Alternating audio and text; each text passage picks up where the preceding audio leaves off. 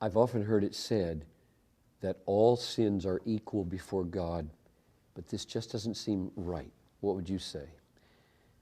I have heard that too.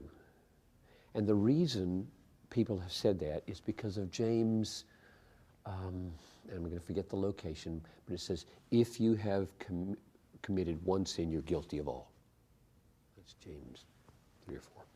If you've committed one sin, you're guilty of all, which seems to mean that small sin, big sin, I'm totally guilty of all the commandments, and therefore every sin is equally damning to me.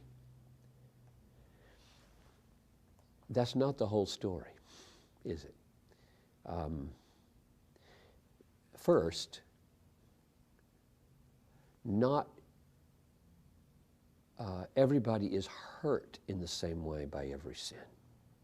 In other words, if I shoot Michael dead right now, or if I just spit on him, both are very ugly sins, and Jesus calls hatred murder.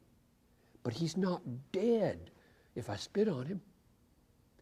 So worse sin, meaning worse in its effect, would be killing is worse than spitting. I think we should say that. It is. And because consequences matter for you. And I think for me, because here's another text you have to bring in. Jesus taught that there would be degrees of punishment.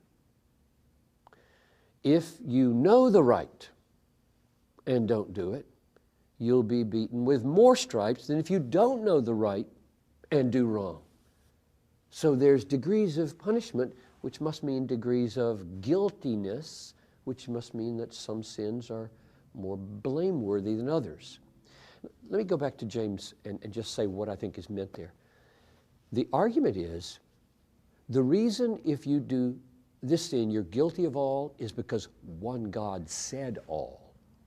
And therefore what he's drawing attention to is, if I say to God, I'm going to do this against you, the small sin, spit on somebody, and I'm going to do this big sin against you, in both cases you've defied God. In both cases you've said no to God. That's what he's saying. He wants us to feel that every sin, from the smallest to the greatest, is against God, not just against people and their consequences. And in that sense, every sin is infinitely heinous. So you just have to carve this up and say, when it comes to God being defamed in my heart, I am committing an infinite evil against him if I do a small sin or a big sin. But there are other factors that have to be brought in.